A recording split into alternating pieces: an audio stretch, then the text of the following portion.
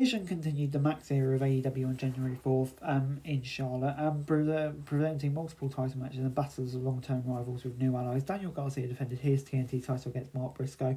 Leo Rush and Andretti finally got their shots at the Tag Team Championships. The Race FDR battled the Learning Tree, but we started things off with that TNT title match. Briscoe battered Garcia for including hitting Froggy Bow and Dre Dilla, but Red Dev survived with a foot on the rope. As the match neared its 20-minute limit, Red Death managed to roll out chicken for the fray. These two men do not have the clearest chemistry, but they worked hard to tell their story in the ring. Garcia was always going to win, but Briscoe sold his case to be TNT champ. The biggest match tonight opened the show. AEW has done this in the past to tease hitting the time limit, which is exactly what they did.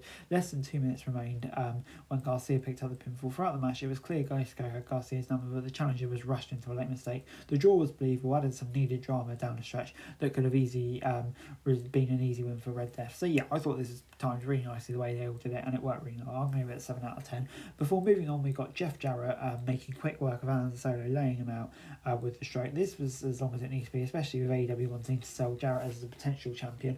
Just an innocuous match to put him over. It's hard to imagine he will be champion. You might as well tease it. Jarrett also said he could make fans care about him in the Owen Hart tournament, and this last round will be focused on making the most of that fan connection. But yeah, it's just kind of there, nothing really major to it. I'll give it a 5 out of 10. We then got Private Party against Leo Rush and Andretti. Leo Rush and Andretti nearly stole the match by using leverage on the ropes for a pin, but Dante Martin broke up. Isaiah Cassidy reversed the pressure into a pin on the zone for the win.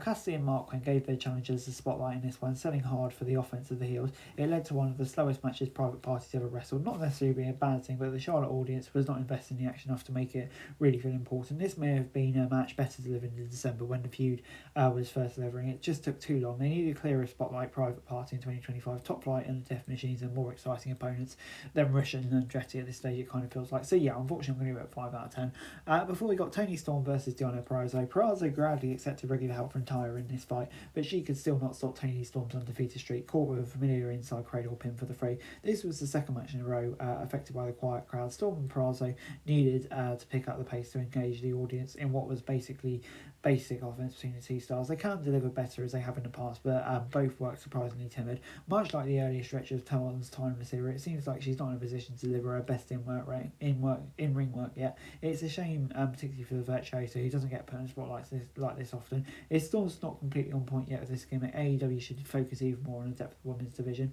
But yeah, I'll give it a 6 out of 10. But moving on into the £100,000 high-speed collision between Brian Cage, Commander, Beast Mortos and Dante Martin. Cage was the destroyer in this match, especially after Commander planted the Beast Mortos with a poison rana, taking out Commander in F5 and then hit a mortified glory bomb on Dante Martin to win. It was always good to add stakes to fun matches and make them feel more important, but the money match stipulation hardly feel real when it's just thrown last minute onto TV. Just looking at this as a fun-faced four-way, though, it was probably the best action of the night after the opener. It's high-speed action with 4 workhorses. Cage picks up a valuable win and hopefully can add some more character to his feud. And yeah, I think maybe Beast Mortis could get the win, but I think I'm really pleased for Cage to get it. I hope he gets in momentum. Before we got Race FTR against the Learning Tree, Coke found himself overwhelmed by the Learning Tree in this contest, likely due to the ring rust, but FTR helped him find his footing. They hit Jericho with a Shatter Machine and Spear to win. The Raid Star team tried to celebrate, but the Death Riders revealed they had tied the Rock and Roll Express. The Outrunners got beat down for trying to help them when Moxley and his crew escape. On paper, this was not the most thrilling match with limited build, but everyone played their role in this action-packed main event that was the only match to fully invest the crowd. Jericho played as good as he has in a while, playing to his opponent's strengths. Brian Keith and Big Bill worked well throughout. It's shocking to see Jericho take the pin instead of his partners. But yeah, I think it could lead to an interesting feud in the future. It may not excite the hardcore fans, but Jericho and Coke could prove popular to the outside. The early strength of this match, I think, showed it could be decent. The only real disappointment was the post-match. The Death Riders kind of tying up Rock and Roll Express into this, I'm not too sure about. But yeah, I'm going to give it a 7 out of 10 nonetheless.